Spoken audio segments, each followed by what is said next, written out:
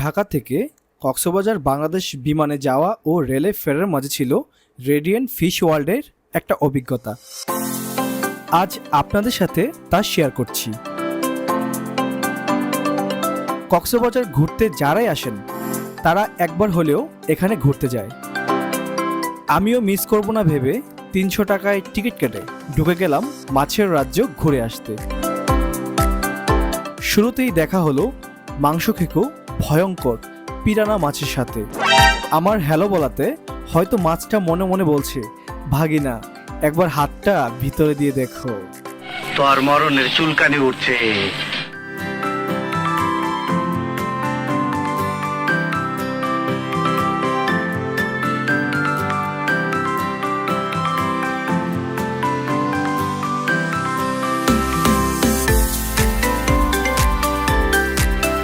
আমি গরিব মানুষ ভাই, এদের খাবার দেওয়ার টাকা নাই, তাই একটু আদর করে আসলাম। তারপর দেখা ইয়া বড় পাঙ্গাস মাছের সাথে। বাই দ্য ওয়ে, আমার মতো আপনিও কি পাঙ্গাস লাভার?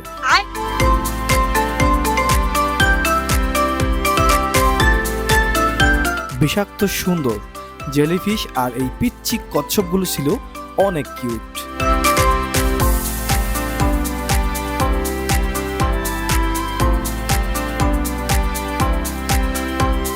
আর এখানে বড় বড় সাইজের অনেকগুলো লবস্টার ছিল। ইচ্ছা করছিল দুইটা নিয়ে এসে ভেজে খাই।